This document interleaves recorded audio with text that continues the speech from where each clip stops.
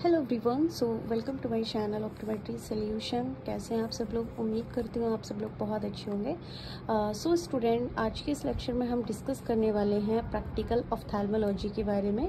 Basically ये क्या है, हमारी एक यूनिट होती है एंड इसको हमें प्रॉपर इसको प्रिपरेशन करना है एंड ये हमारी वाइवा प्रैक्टिकल में पूछा जाता है। जो प्रैक्टिकल में हमारे कितने टॉपिक रहते हैं वो आज की वीडियो हम लोग डिस्कस करेंगे एंड का कितने मार्क्स का कौन सी हमारी यूनिट रहती है वो भी हम आगे वीडियो में डिस्कस करने वाले हैं। जैसे कि आप सभी जानते हैं, हमारा डी ऑप्टो हो चाहे वी ऑप्टो या एम ऑप्टो, तो प्रैक्टिकल क्या है, हमारा एक पार्ट होता है एंड हमें उसमें काफ़ी सारे मार्क्स भी मिलते हैं एंड वो पार्ट हमारा वो जो हमें क्लियर करना होता है। दूसरा, जिससे कि हम काफ़ी सारा अपनी आई के बारे में सीखते हैं।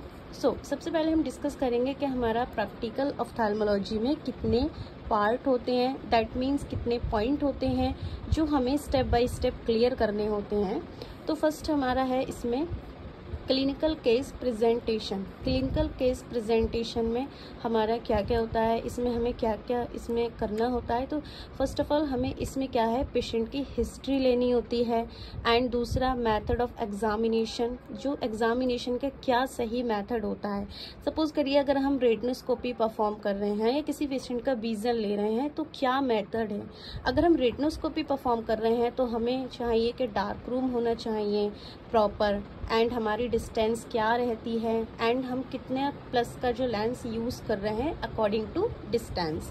डायग्नोस्टिक स्किल्स, जो हमने डायग्नोस किया पेशेंट को, सपोज करिए पेशेंट को कोई डिजीज़ है, लाइक उसको अल्सर हो गया है, कंजक्टिवाइटिस है, तो हम एक प्रॉपर कैसे डायग्नोस करना है, क्योंकि डायग्नोस बहुत इंपॉर्टेंट होती है एंड जो पूरा जो ट्रीटमेंट रहता है वो आपका डायग्नोस पर डिपेंड रहता है।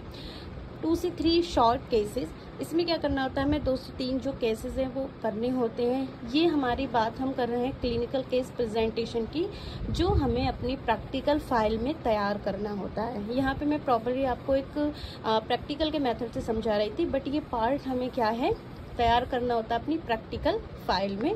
जो क्या है, अगर आप डी ऑप्टो करते हैं तो आपके 2 पेपर होते हैं एंड एक आपका प्रैक्टिकल होता है जिसमें आपको 25 मार्क्स मिलते हैं एंड जो आपका पेपर जो होता है वो 75 मार्क्स का होता है। इस तरह से हमारा जो टोटल मार्क्स जो होते हैं वो 100 होते हैं एंड 100 में डिपेंड करता है कि आप कितने मार्क्स गेन करते हैं। एंड नेक्स्ट सेकंड पॉइंट है हमारा इसमें डार्क रूम प्रोसीजर। तो ये जो मैंने फर्स्ट वाला समझाया था ये हमें प्रॉपर अपने प्रैक्टिकल नोटबुक में नोट करने होते हैं। सेकंड है हमारा dark room procedure.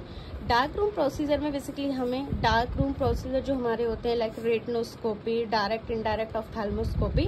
Dark room का मीन्स है जो हमारा रूम जिसमें हम लाइट को ऑफ करके जो भी प्रोसीजर करते हैं, तो काफ़ी सारे होते हैं बट जो मेन एंड जो मोस्ट इम्पॉर्टेंट है वो है हमारा retinoscope and direct and indirect ophthalmoscopy. Direct and indirect ophthalmoscopy both are same, but इसमें क्या होता है, सिर्फ डिफरेंसेस जो रहते हैं वो डिस्टेंस के रहते हैं कि भाई डायरेक्ट में हमारी कोई डिस्टेंस नहीं होती close to patient, examiner close to patient, but indirect में जो हमारी डिस्टेंस जो रहती है वो 1 मीटर की रहती है। तो ये हमारे डार्क रूम प्रोसीजर हो गए जो क्या है प्रैक्टिकल नोटबुक में नोट करने होते हैं। And second, next and third जो है हमारा वो है स्पॉटिंग। स्पॉटिंग लाइक आपका common eye disease disorder, instrument, fundus, photograph. इसमें क्या होता है, स्पॉटिंग का यहाँ पे मीन्स होता है जैसे आपको कॉमन आई डिसऑर्डर दे दिया, उस पर आपको पॉइंट लिखने होते हैं।